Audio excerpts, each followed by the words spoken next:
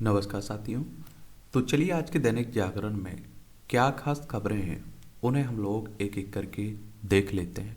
और याद रखिए दैनिक जागरण का राष्ट्रीय संस्करण है, तो इसमें आप लोगों को महत्वपूर्ण खबरें ही देखने को मिलेंगी। 144 वर्ष बाद महायोग युक्त महाकुंभ का श्री गणेश आज पौष पूर्णिमा का पहला स्नान है। आधी रात से ही संगम पर स्नान प्रारंभ, कल मकर संक्रांति का अमृत स्नान होगा। 45 दिन चलने वाले महाकुंभ से देश की जीडीपी में 1% की वृद्धि का अनुमान है। और महाकुंभ के स्नान पर अब देख लीजिए, पौष पूर्णिमा 13 जनवरी को, मकर संक्रांति 14 जनवरी को, मौनी अमावस्या 29 जनवरी को, वसंत पंचमी 3 फरवरी को, माघी पूर्णिमा 12 फरवरी को, महाशिवरात्रि 26 फरवरी को आपको देखने को मिलेगा। बुद्धादित्य युग में लगेगी पौष पूर्णिमा की डुबकी। और आपको बता दूं, कुंभ मेला भारत में आयोजित होने वाला एक विशाल मेला है और जिसमें करोड़ों श्रद्धालु भाग लेते हैं। और ये प्रयाग, हरिद्वार, उज्जैन और नासिक में लगता है। लेकिन जो महाकुंभ है ना, ये आप देखते हैं कि प्रयागराज में ही आयोजित किया जाता है। ये प्रयागराज को पहले इलाहाबाद के नाम से जानते थे। और ये उत्तर प्रदेश की बात हो रही है। लखनऊ इसकी राजधानी है। अंतर्राष्ट्रीय सीमा नेपाल से लगती राज्यों में बिहार, झारखंड, छत्तीसगढ़, मध्य प्रदेश, राजस्थान, हरियाणा, हिमाचल प्रदेश, उत्तराखंड और दिल्ली से लगती है। 8 राज्यों से लगती है और एक केंद्र शासित प्रदेश से लगती है। विधानसभा में 403 सीटें हैं, विधान परिषद में 100 सीटें हैं, राज्यसभा में 31 सीटें हैं, लोकसभा में 80 सीटें हैं। योगी आदित्यनाथ यहाँ के चीफ मिनिस्टर आपको देखने को मिलेगी।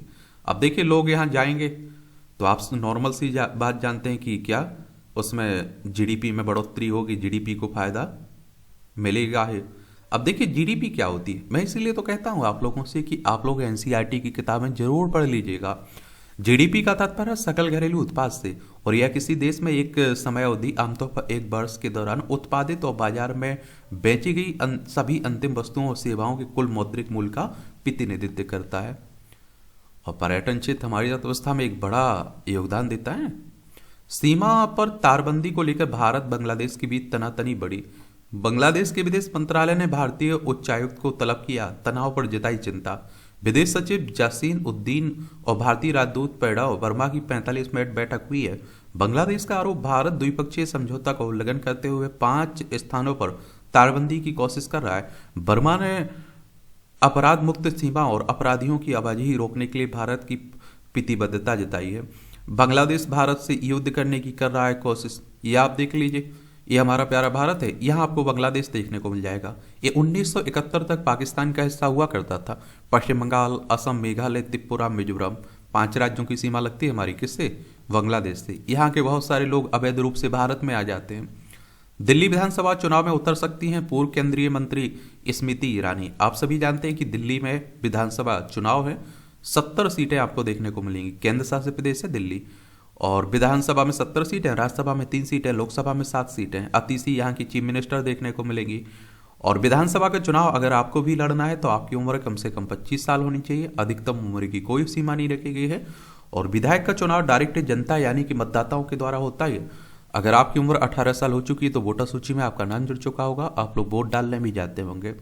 ये चुनाव करवाता कौन है? इलेक्शन कमीशन ऑफ इंडिया, भारतीय निर्वाचन आयोग, एक संवैधानिक संस्था है। संविधान के अनुच्छेद 324 के तहत चुनाव आयोग की स्थापना की बात की गई। 25 जनवरी 1950 में स्थापना हुई थी। 25 जनवरी को मतदाता दिवस मनाते हैं। नई दिल्ली में हेडक्वार्टर देखने को मिलेगा। सुकुमार सेन पहले मुख्य चुनाव आयुक्त थे। मध्य प्रदेश में पूर्व भाजपा विधायक के बंगले में चिड़ियाघर देख लीजिए। सागर की में आयकर छापे से खुला रहा, शहर के लोग और स्कूली बच्चे जाते थे भ्रमण को। पूर्व विधायक के परिसर से मगरमच्छों की बरामदगी ने वन विभाग पर खड़े कर दिए सवाल। निजी चिड़ियाघर में अब भी हैं कई प्रजाति के पक्षी, अब तक दर्जन दर्ज नहीं किया गया केस। वो कहते हैं ना कि सैया भय को उतपाल तो काहे का डर। अब सरकार उनकी है तो क्या डर है उनके। ये मध्य प्रदेश भोपाल इसकी राजधानी देखने को मिलेगी। 1 नवंबर 1956 में इसकी स्थापना की गई थी और इसे राज्य बनाया गया था मध्य प्रदेश को। इसकी सीमा उत्तर प्रदेश, राजस्थान, गुजरात, महाराष्ट्र, छत्तीसगढ़ से लगती है। विधानसभा में 230 सीटें हैं, राज्यसभा में 11 सीटें हैं, लोकसभा में 29 सीटें हैं।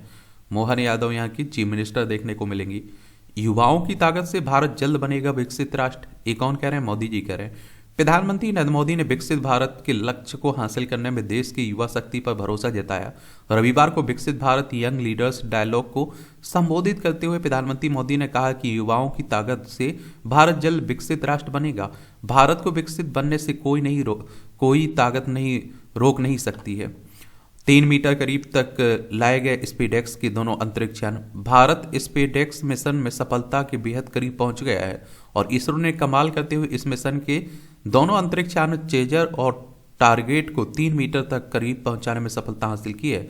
हैंडसैक के करीब पहुंचकर चेजर और टारगेट सुरक्षित दूरी तक लौट गए हैं। डाटा विश्लेषण के बाद डॉकिंग प्रक्रिया पूरी की जाएगी, जोड़ना और हटाना। हिमपात व वर्षा से ठिठुरन बड़ी, कोहरे का अलर्ट। ये अब आप देखिए ठंड का मौसम है। सर्जरी के बाद हर साल 15 लाख को होता है संक्रमण। आईसीएमआर की रिपोर्ट में सामने आई चिंताजनक स्थिति। सर्जरी के बाद मरीजों में एसएसआई की दर 5.2% है।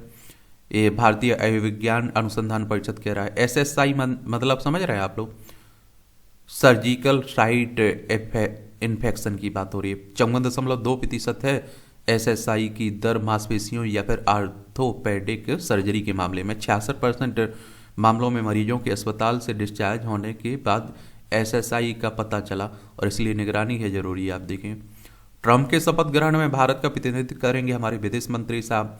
और विदेश मंत्री एस जयशंकर, अमेरिका के नवनिर्वाचित राष्ट्रपति डोनाल्ड ट्रंप, उपराष्ट्रपति जेडी वेंस के शपथ ग्रहण समारोह में भारत का प्रतिनिधित्व करेंगे। ट्रंप 20 जनवरी को अमेरिका के 47वें राष्ट्रपति के रूप में सत्ता की बागडोर संभालेंगे। विदेश मंत्री की इस यात्रा के दौरान आने वाले ट्रंप प्रशासन की नई वित्तीय नीतियों के साथ संबंधों को प्रगाढ़ बनाने की मसले पर बातचीत करेंगे। दावानल के आगे असहाय हुआ अमेरिका। अमेरिका के सबसे फैशनेबल शहर को आग निकलती जा रही है। अभिशाप बने तेज हवाओं के झोंके रविवार को छठे दिन भी लॉस एंजल्स को जलाते रहे। विश्व का सबसे शक्तिशाली राष्ट्र पड़ोसी देश से मदद लेने के बावजूद दावानल के आगे असहाय बना है। हालात बिगड़ते देख सेना को तैयार रहने को कहा गया है। छत्तीसगढ़ के बीजापुर जिले में 2 महिलाओं समेत 5 नक्सली ढेर हुए हैं। ये आप देखिए छत्तीसगढ़ आपको देखने को मिलेगा। ये मध्य प्रदेश से अलग करके बनाया गया था। कब? ये आप देखते हैं 1 नवंबर सन 2000 में। रायपुर इसकी राजधानी देखने को मिलेगी। इसकी सीमा मध्य प्रदेश, महाराष्ट्र, तेलंगाना, आंध्र प्रदेश, उड़ीसा, झारखंड और उत्तर प्रदेश से लगती है। रामायण डेका यहाँ के राज्यपाल हैं, ये भी याद रखिएगा आप लोग। और यहाँ के मुख्यमंत्री कौन है? मुख्यमंत्री हैं विष्णुदेव साई। विधानसभा में 90 सीटें, राज्यसभा में 5 सीटें, लोकसभा में 11 सीटें। 1,35,192 वर्ग किलोमीटर में फैला हुआ है। और देखिए नक्सली हमारे ही देश के लोग हैं, याद रखिएगा, बस अलग रास्ता अपनाए हुए हैं। क्या होता है नक्सल? तो नक्सलवाद शब्द की उत्पत्ति पश्चिम बंगाल के नक्सलबाड़ी गांव से हुई थी। भारतीय कम्युनिस्ट पार्टी के नेता चारू मजूमदार और कानू सन्याल ने 1967 में सत्ता के खिलाफ एक सशक्त आंदोलन शुरू किया। और मजूमदार चीन के कम्युनिस्ट नेता माओ सेतुंग के बड़े प्रशंसक थे और इसी कारण नक्सलवाद को आप लोग माओवाद भी कहते हैं। ये आपकी राष्ट्रीय राजधानी से जुड़ी खबरें हैं। अब राजनीतिक गर्मियां बढ़ी हुई है, यहाँ खूब बातें हो रही हैं।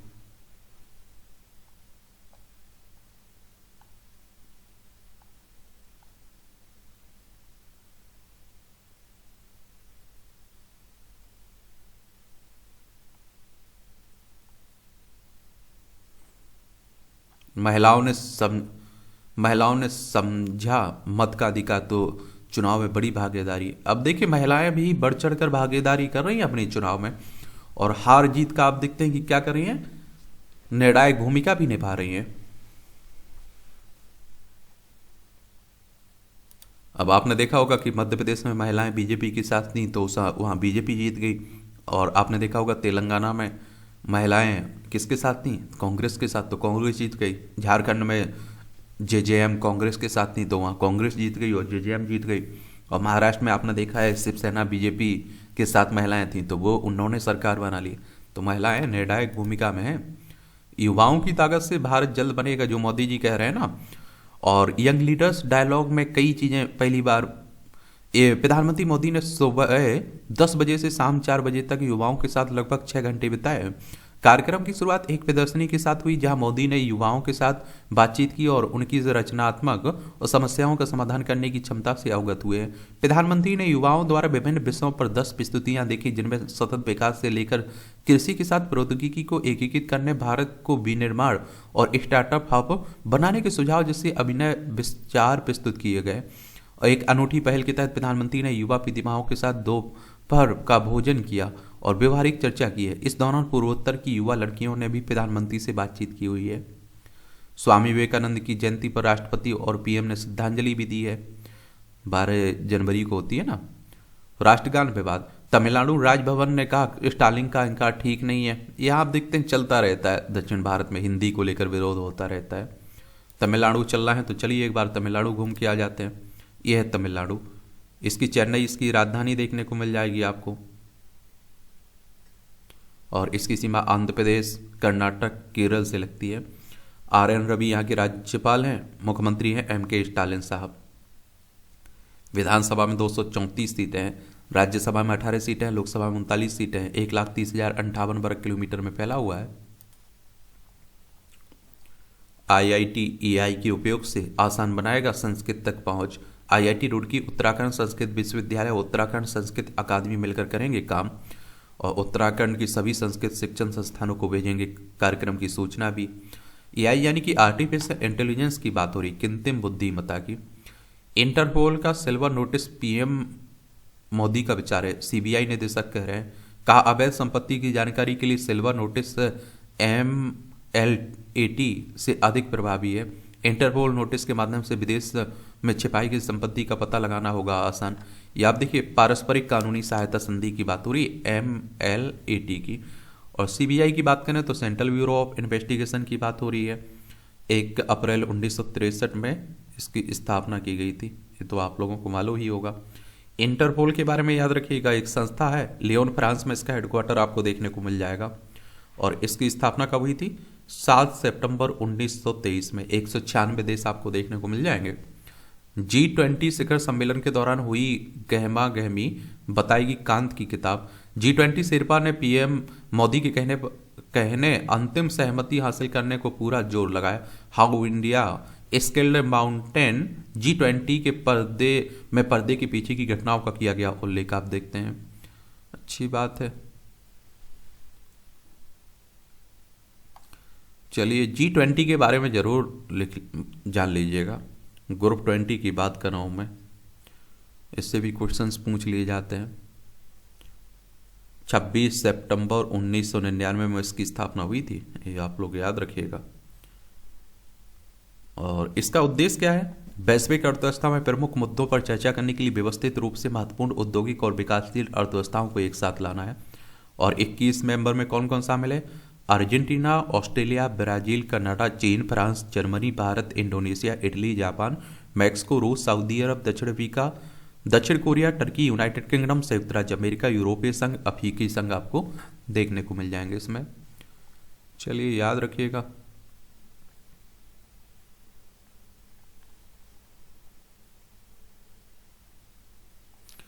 ये आप सभी जाते। अमिताभ कांत की बात हो रही है। और how India skilled mountain G20 the inside story of the G20 presidency में मिलता है। ये किताबें हैं इनकी। प्रदेश में विनिर्माण समेत विभिन्न क्षेत्रों में विकास को आगे आएंगे प्रवासी उत्तराखंडी। मुख्यमंत्री मुस्कर धामी ने किया प्रथम अंतर्राष्ट्रीय प्रवासी उत्तराखंडी सम्मेलन का उद्घाटन। प्रवासियों ने गांव गोद लेने से लेकर आयुष, वेलनेस, ऊर्जा समेत विभिन्न क्षेत्रों में दिखाई रुचि। 9 जनवरी को आप देखिए प्रवासी भारतीय दिवस मनाया जाता है ना। क्यों मनाया जाता है चलिए बताइए आप लोग। ये उत्तराखंड है, देहरादून इसकी राजधानी देखने को मिलेगी। इसकी सीमा चाइना नेपाल से लगती है। अंतर्राष्ट्रीय सीमा राज्यों में हिमाचल प्रदेश, उत्तर प्रदेश से लगती है। विधानसभा में 70 सीटें हैं, राज्यसभा में 3 सीटें हैं, लोकसभा में 5 सीटें आपको देखने को मिल जाएंगी। मध्य प्रदेश में बदले जाएंगे मुगल सल्तनत की पहचान वाले और 11 गांव के नाम, ये आप देखते हैं कि। और इसमें मोहन यादव ने यहाँ के मुख्यमंत्री है ना, तो आप देखते हैं एक कार्यक्रम में मोहम्मदपुर मछनाई गांव को मोहनपुर, ढबला हुसैन नगर को ढबला राम, मोहम्मदपुर पावडिया को रामपुर पावडिया, खजूरी इलाहाबाद को खजूरी राम, हाजीपुर को हीरापुर, निपानिया हिसामुद्दीन को निपानिया देव, रिजड़ी मुरादाबाद को रिजड़ी, खलीलपुर को रामपुर और उंचौन को उंचावद, घट्टी मुख्तियारपुर को घट्टी और शेखपुर बोंगी को अवधपुरी का नाम दिए जाने की घोषणा की गई। इसके पूर्व 5 जनवरी को मुख्यमंत्री ने अपने गृह जिले उज्जैन के 3 गांवों के नाम बदलने की घोषणा की थी। यहाँ उन्होंने गजनी खेड़ी गांव को चामुंडा महानगरी, मौलाना गांव को विक्रम नगर और जहांगीरपुर को जगदीशपुर नाम दिया गया था। अब देखिए हमारे देश में नाम बदलने की परंपरा बड़ी है। नक्सल छोड़ 5,000 युवा देश की मुख्यधारा में हुए शामिल, नितिन गडकरी करे। केंद्रीय मंत्री बोले पिछड़ा इलाका गढ़चिरौली अब रोजगार दे रहा है, कहा चुनाव में मिली जीत से स्वराज की स्थापना होनी चाहिए। ये सब समान अवसर देने के लिए आचार संहिता महत्वपूर्ण है। चुनाव आयोग कह रहा है सरकार के अनुसार बार बार आचार संहिता से बाधित होते हैं विकास कार्य। आयोग का दृष्टिकोण आचार संहिता को बाधा के रूप में देखना नहीं है और चुनाव नियमों में संशोधन के विरुद्ध याचिका पर सुप्रीम सुनवाई बुधवार को। कांग्रेस महासचिव जयराम रमेश ने दायर की शीर्ष अदालत में याचिका। संशोधन में सीसीटीवी फुटेज जैसी चुनावी सामग्री तक पहुंच की गई है प्रतिबंधित। चलिए आप देखते हैं 1961 के चुनाव नियमों में संशोधन को चुनौती दी गई इसमें। और सुप्रीम कोर्ट हमारी सर्वोच्च अदालत है। संविधान के अनुच्छेद 124 के तहत इसकी स्थापना की बात की गई। 28 जनवरी 1950 में स्थापना हुई थी। एक देश एक चुनाव इसीलिए तो कहा जा रहा है कि एक बार में चुनाव हो जाना चाहिए, समझ रहे कि बार बार आचार संहिता लगाने की जरूरत ना पड़े। अब देख लीजिए ये राजनीति की बातें हो रही हैं तो हमारे देश में ईमानदारी से राजनीति तो होती है, तो पढ़ना हो तो पढ़ सकते हैं ये खबरें। आपको इसकी पीडीएफ आपको टेलीग्राम पर डाल दी जाती है, जो एजुकेशनल सर्कल प्लेटफॉर्म है ना, वहाँ आप लोग जाकर डाउनलोड कर सकते हैं, देख सकते हैं।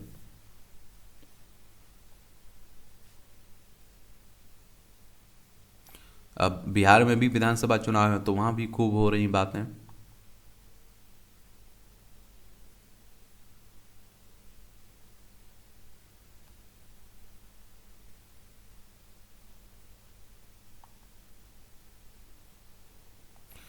CGPSC घोटाले में पूर्व अध्यक्ष के भतीजा व 2 गिरफ्तार हुए। छत्तीसगढ़ लोक सेवा आयोग की बात हो रही है।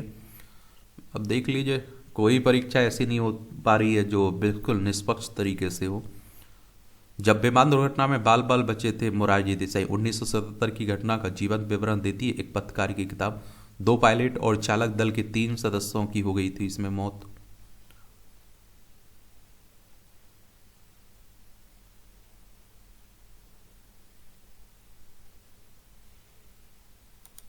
बिहार में मंत्री के भाई ने मजदूर को अगवा कर लिखवाई जमीन। मंत्री ने कहा पिछले 8-10 वर्ष से आरोपित से उनका कोई संबंध नहीं है। देख लीजिए भाई, वो आपने नहीं देखा होगा आबकारी नीति, शराब नीति को लेकर 2026 करोड़ की बातें हो रही हैं। तो कोई कह रहा था भैया इतने कम अरविंद केजरीवाल ने घोटाला किया, और नेता तो आप देखते हैं कि अरबों खरबों करोड़ों का करते हैं, सब मालामाल हो जाते हैं। तो बोले अरविंद केजरीवाल ने कम किया हुआ है, तो बोले कि कम से कम बड़ा करना चाहिए था उसे। तो नेताओं का है, नेता तो आप देखते हैं कि कुछ भी होता रहता है। ये ढल्लेवाल नाजुक SKM के दोनों गुट आज बनाएंगे रणनीति। किसान आंदोलन चल रहा है ना, किसान अपना आप देखते हैं कि भूख हड़ताल कर रहे हैं, उसमें तो उन्हीं की बात हो रही है, उनकी अपनी मांगे हैं। देखिए नार्को टेरर मामले में श्रीनगर में 100 से अधिक बैंक के खाते फ्रीज किए गए हैं। PM आज करेंगे जेड मोड सुरंग का लोकार्पण। कश्मीर में सुरक्षा कड़ी, सुरंग खुलते ही सोनमार्ग तक सदाबहार सड़क संपर्क होगा बहाल। इससे अच्छी बात है। और आप देखते हैं कि श्रीनगर कारगिल लेह राष्ट्रीय राजमार्ग पर जिला गांदरबल में समुद्र तल से 8,650 मीटर की ऊंचाई पर 6.5 किलोमीटर लंबी सुरंग बनाई गई है। और आप देखते हैं कम होगा सफर का वक्त। सुरंग वाहनों के लिए खुलते ही प्रसिद्ध पर्यटन स्थल सोनमार्ग तक सदाबहार सड़क संपर्क बहाल हो जाएगी। पर्यटन और रणनीतिक तौर पर यह सुरंग अति महत्वपूर्ण है। इस पर यातायात शुरू होने से घंटों का सफर 15 मिनट में पूरा हो सकेगा। 2015 को शुरू हुआ सुरंग का निर्माण गत वर्ष समाप्त हुआ था। यह सुरंग 6 माह पहले बनकर तैयार हो गई थी। इस पर 2378 करोड़ रुपए की लागत आई है। 434 किलोमीटर लंबा श्रीनगर कारगिल लेह राष्ट्रीय राजमार्ग सदियों से सर्दियों में हिमपात के कारण बंद हो जाता था। इस कारण लद्दाख का शेष दुनिया से जमीनी संपर्क टूट जाता था। लेकिन अब जेड मोड़ सुरंग और फिर अगले साल तक जोजिला सुरंग बनने के बाद लद्दाख तक हर मौसम में जमीनी संपर्क मिलेगा हमारा।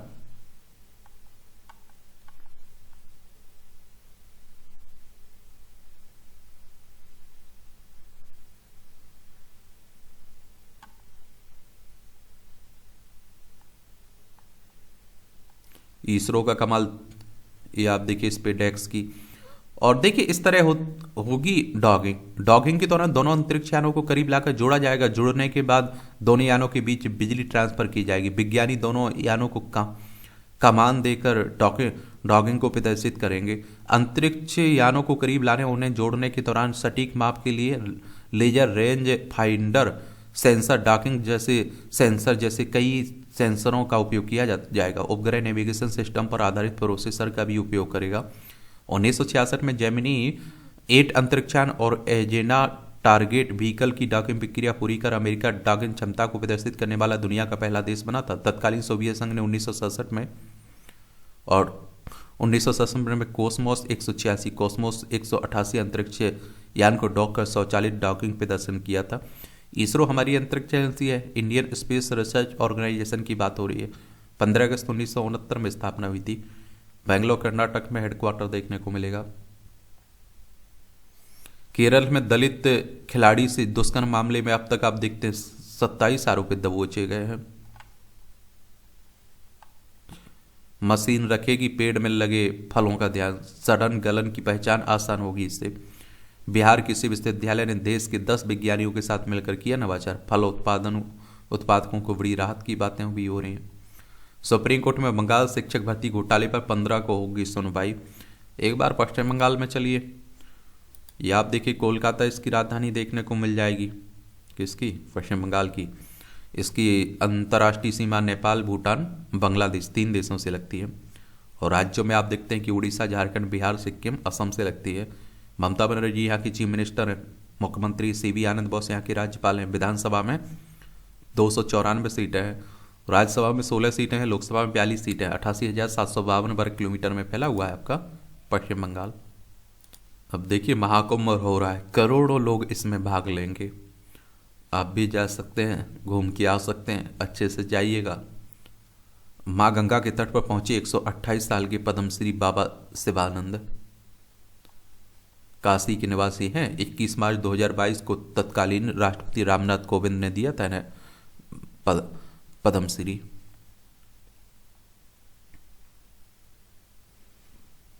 ₹7,000 करोड़ रुपए खर्च किए जा रहे हैं महाकुंभ मेला क्षेत्र में। 26,000 करोड़ सड़कों और पुलों, बिजली, पानी पर खर्च। 40 करोड़ श्रद्धालुओं के आने जाने का अनुमान है। और आप 40 करोड़ समझ रहे हैं आप लोग। 2025 का महाकुंभ में 4,000 हेक्टेयर करीब क्षेत्रफल में बसाया गया महाकुंभ मेला। 25 सेक्टर में है पूरा मेला क्षेत्र। 30 पांटून पुलों का पूरा हुआ निर्माण। 8,000 बसें और 3,000 विशेष ट्रेनें चलाई जाएंगी इस बार। 1 लाख जवान पुलिस, पीएसी व पैरामिलिट्री तैनात है सुरक्षा में। 20 अस्थायी थाने, 68 पुलिस चौकी और 82 अग्निशमन केंद्र भी बने हुए। 7 लाख वाहनों की क्षमता वाले 112 पार्किंग स्थल हो गई तैयार। 2750 सीसीटीवी कैमरे से निगरानी। 2 कमांड सेंटर है। ये भी देखिए आप लोग। ध्वनि चिकित्सा से उपचार करते हैं जापान की राजश्री माँ। ये निर्मोही अनी अखाड़ा की महामंडलेश्वर पहुंची। महाकुंभ 2016 में ली थी सनातन की दीक्षा। भारत और जापान की हीलिंग विधाओं के समन्वय से बना रहे हैं सशक्त। और अध्यात्म और ऊर्जा चिकित्सा का समन्वय है। राजश्री का माँ का मानना है कि आध्यात्मिक व ऊर्जा चिकित्सा के माध्यम से मानव के भीतर छिपी अनंत संभावनाओं को जागृत किया जा सकता है। जापान में वह न केवल भारतीय संस्कृति आध्यात्मिक का प्रचार कर रही हैं, बल्कि जापानी समाज में भी भारतीय आध्यात्मिक दर्शन की गहरी जड़ें स्थापित की गई। कहते हैं कि 2 पद्धतियों के मिलन में भारतीय योग और जापान की ध्वनि चिकित्सा का समन्वय केवल व्यक्तिगत उत्थान का साधन बनेगा, बल्कि आप देखिए समाज और विश्व भर में पर सकारात्मक बदलाव लाने की दिशा में सहायक होगा। रक्षा क्षेत्र एकाधिकार बनाम प्रतिस्पर्धा। भारत दशकों से अपनी रक्षा जरूरतों के लिए आयात पर निर्भर रहा है। प्रधानमंत्री Narendra Modi make in India के तहत स्वदेशी हथियार और दूसरे रक्षा उपकरणों के उत्पादन पर जोर दे रहे हैं। इसके सकारात्मक नतीजे भी दिखने लगे हैं और तीनों सेनाओं की जरूरतों के काफ़ी हथियार उपकरण अब देश में ही बन रहे हैं। निजी क्षेत्र की कंपनियां भी रक्षा क्षेत्र में निवेश कर रही हैं, लेकिन संवेदनशील रक्षा तकनीकी क्षेत्र में अब भी सरकारी उपक्रमों जैसे हिंदुस्तान एरोनॉटिक्स लिमिटेड डीआरडीओ का एकाधिकार है। ये कंपनियां तेजी से बदल रहे सुरक्षा तक और तकनीक के परिदृश्य के साथ कदम मिलाकर नहीं चल पा रही हैं। वायुसेना प्रमुख ने इस बात पर चिंता जताई है और 2010 में 40 तेजस विमान का ऑर्डर दिया गया था। वायुसेना को सभी 40 विमानों तक नहीं मिल पाए, अब तक नहीं मिल पाए। उन्होंने कहा सुरक्षा चुनौतियां बढ़ रही हैं, ऐसे में अहम सुरक्षा उपकरणों के उत्पादन में निजी क्षेत्र को शामिल किया जाना चाहिए। इससे प्रतिस्पर्धा बढ़ेगी। निजी क्षेत्र की भागीदारी और प्रतिस्पर्धा देश की रक्षा जरूरतों के लिए कितनी सामयिक और अहम साबित हो सकती है, इसकी पड़ताल अहम मुद्दा है। और एक बात और होनी चाहिए कि थोड़ा ध्यान रखा जाना चाहिए, क्योंकि आप सभी जानते हैं कि प्राइवेट सेक्टर को अगर हम जगह दे रहे हैं तो थोड़ा जांच पहचान करके गुणवत्ता में कोई कमी ना आए, कोई समझौता ना किया जाए। वायुसेना के लड़ाकू बेड़े की ताकत। भारतीय वायुसेना के अपने मानकों के हिसाब से मौजूदा खतरों से निपटने के लिए 42 स्क्वाड्रन होने चाहिए, लेकिन स्क्वाड्रन की मौजूदा संख्या 32 है। एक स्क्वाड्रन में 18 विमान होते हैं। संसदीय कमेटी ने अपनी रिपोर्ट में इस पर चिंता जताई और हाल में केंद्र सरकार ने वायुसेना के बेड़े में नए विमान शामिल करने के काम में तेजी लाने के लिए उच्च स्तरीय पैनल भी बनाया। SCO 30 MKI 12 है, Jaguar 6, MiG 21 4, Mirage 2003, MiG 29 UPG 3, LCA 2, Rafale 2। चीन से बढ़ रही है रक्षा चुनौतियां। ये आप देखिए, चीन हमारा पड़ोसी है। लद्दाख, हिमाचल प्रदेश, उत्तराखंड, सिक्किम, अरुणाचल प्रदेश 5 राज्यों की लगती है सीमा हमारी। पाकिस्तान से भी हमारे 5 राज्यों की सीमा लगती है, लद्दाख, जम्मू कश्मीर, पंजाब, राजस्थान, गुजरात। चीन के एक उड़ते हुए विमान की काफ़ी चर्चा हो रही है। इसे छठी पीढ़ी का लड़ाकू विमान बताया जा रहा है। ऐसे समय में जब चीन अपनी ताकत तेजी से बढ़ा रहा है, क्या कर रहा है, बढ़ा रहा है, और ऐसे आप देखते हैं कि भारत अभी तेजस पर अटका हुआ है और इसका पांचवी पीढ़ी के विमान वाला AMCA प्रोग्राम अब भी कागजों पर ही है और आप देखते हैं कि इसका कागजों पर ही है और अमेरिका से मुकाबला कर रहा है चीन। हाल के वर्षों में चीन ने अमेरिका के साथ बढ़ते तनाव के बीच अपने सैन्य उपकरणों को तेजी से विकसित किया है। उदाहरण के लिए हाई स्पीड J-20 को हवाई श्रेष्ठता और लंबी दूरी के हमलों के लिए डिजाइन किया गया है और इसमें उन्नत स्टील क्षमताएं और अत्याधुनिक एवियोनिक्स है और स्टील्थ फाइटर आधुनिक सैन्य विमानों में चीन की बढ़ती ताकत का नवीनतम अध्याय है और यह F-22 और F-35 जैसे अमेरिकी जेट विमानों को टक्कर देता है। चीन के खिलाफ भारत की तैयारियां। तो भारत निर्विवाद रूप से सैन्य शक्ति के मामले में चीन से काफी पीछे है। इसका सबसे बड़ा कारण रक्षा खर्च में अंतर है। चीन का रक्षा बजट $471 अरब है, वहीं भारत का रक्षा बजट $75 अरब है। इस कारण चीन शोध एवं विकास के साथ हथियारों के निर्माण पर ज्यादा खर्च कर पाता है, वहीं भारत अपने कम रक्षा बजट के बावजूद चीन को टक्कर देने लायक हथियारों का निर्माण कर रहा है। भारत के पास विकल्प जो चीन के छठी पीढ़ी के लड़ाकू विमान के खिलाफ भारत के पास मुख्य रूप से 2 विकल्प हैं। भारत फिर से रूस की ओर रुख कर सकता है और उसके PAK-FA परियोजना से जुड़कर सुखोई Su-57 खरीद सकता है। इसके तीसरे विकल्प के रूप में भारत अमेरिका से F-35 विमानों की सौदे को अंतिम रूप दे सकता है। भारत का सबसे शक्तिशाली विमान, अभी तक भारत के हवाई बेड़े में सबसे शक्तिशाली विमान रफेल है। भारत ने फ्रांस से 36 रफेल विमान खरीदे। सभी विमानों की डिलीवरी हो चुकी है। इन विमानों को भारत की जरूरत के हिसाब में मॉडिफाइड किया गया है। ये विमान 4.5 पीढ़ी के माने जाते हैं। बढ़ रहा है भारत का रक्षा निर्यात। देखिए, निर्यात का मतलब होता है कुछ आप बेच रहे हैं, आयात का मतलब होता है कुछ खरीद रहे हैं। केंद्र सरकार ने वित्त वर्ष 2024-25 में रक्षा निर्यात बढ़ाकर 25,000 करोड़ रुपए करने का लक्ष्य रखा है और ये आप देखिए वित्त वर्ष 2016-17 में 1521 था और 2023-24 में 16,954 हो गया। भारत का रक्षा उत्पादन तो 74,054 करोड़ था देश का कुल रक्षा उत्पादन 2016-17 में और 1,08,684 करोड़ पहुंच गया है रक्षा उत्पादन 2022-23 में। 21.96% हिस्सेदारी है निजी कंपनियों की कुल रक्षा उत्पादन में। ये भी आप देख लीजिए। ये आप देखिए तेजस का सफर। तो विज्ञानी डॉक्टर कोटा हरि नारायण उनकी टीम ने इस स्वदेशी लड़ाकू विमान को बनाया था। ये आप देखिए 1983 में लाइट कम्बैट एयरक्राफ्ट बनाने का प्रोजेक्ट शुरू हुआ।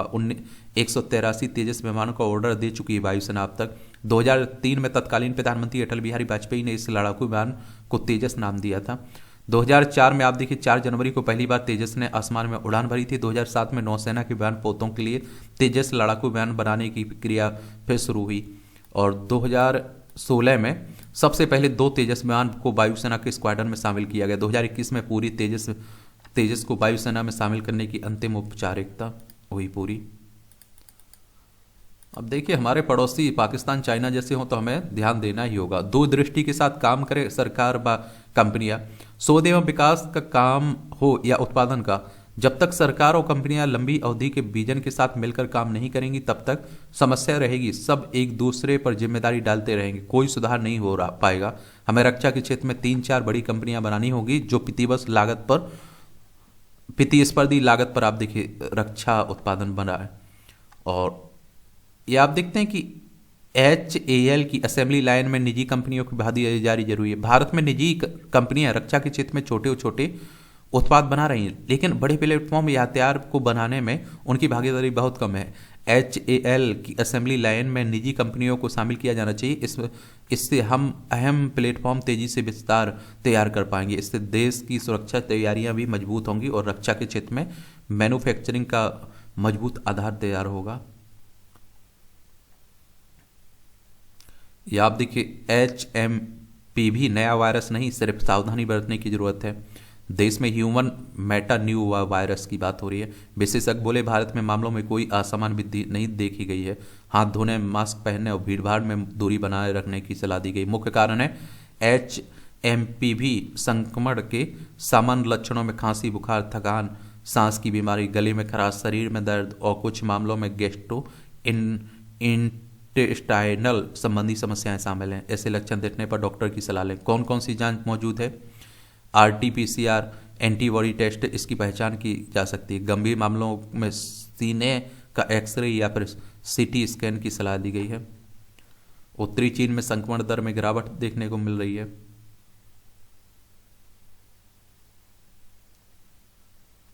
मणिपुर के चूड़चंदपुर, तेंगनोपाल जिलों से हथियार और IED बरामद हुई है। मणिपुर में बड़ी शांति फैली हुई है। ये आप देखिए मणिपुर आपको देखने को मिल जाएगी। इम्फाल इसकी राजधानी, इसकी सीमा नागालैंड, असम, मिजोरम से लगती है। अंतर्राष्ट्रीय सीमा म्यांमार से लगती है। PSB प्रमुखों संघ वित्त मंत्रालय की बैठक 15 को होगी सार्वजनिक क्षेत्र के बैंकों के साथ।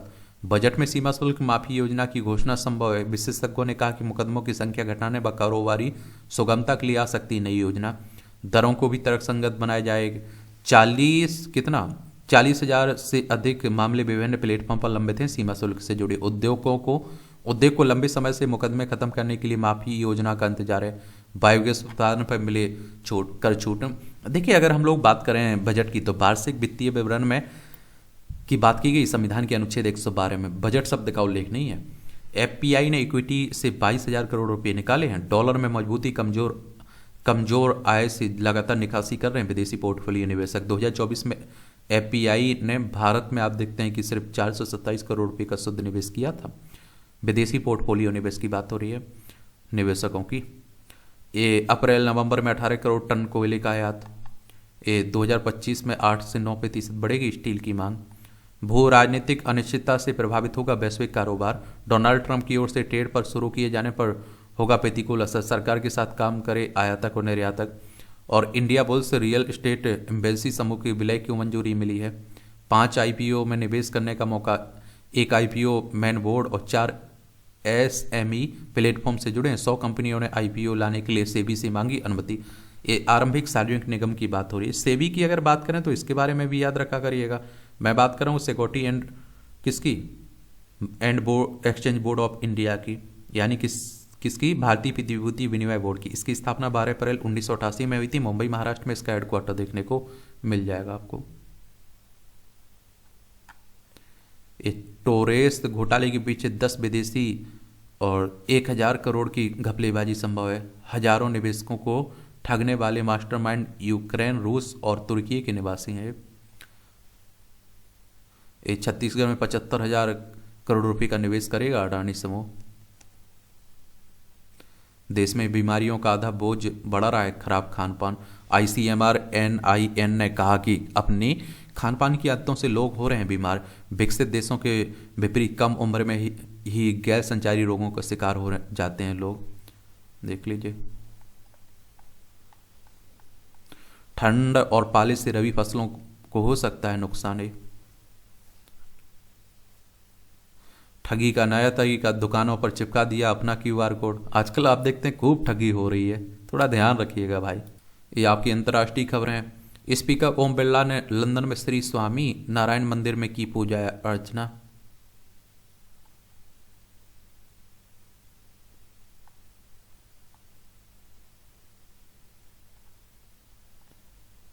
इजरायली सेना ने गाजा के नुसीरात के कुछ हिस्सों में को खाली करने का आदेश दिया है।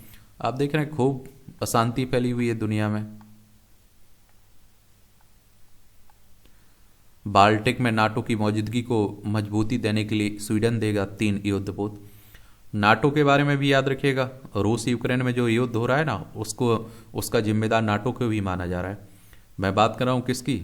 The North Atlantic Treaty Organization की। इसकी स्थापना कब हुई थी? 4 अप्रैल 1949 में। ब्रुसेल्स बेल्जियम इसका हेडक्वार्टर देखने को मिलेगा। 32 मेंबर आपको देखने को मिल जाएंगे इसमें। पाकिस्तान सरकार से तीसरे दौर की वार्ता के लिए तैयार। PTI कह रहा है, पाकिस्तान तहरीक इंसाफ। बलूचिस्तान में नागरिकों के पास मिले अर्धसैनिक बल के 140 उन्नत हथियार। मलाला ने महिलाओं से भेदभाव को लेकर तालिबानी हुकूमत की आलोचना की। कहा धर्म की आड़ में महिलाओं के खिलाफ आप देखते हैं कि भेदभाव की प्रणाली स्थापित की जा रही है। अब देखिए अफगानिस्तान में तालिबानों का कब्जा हो चुका है।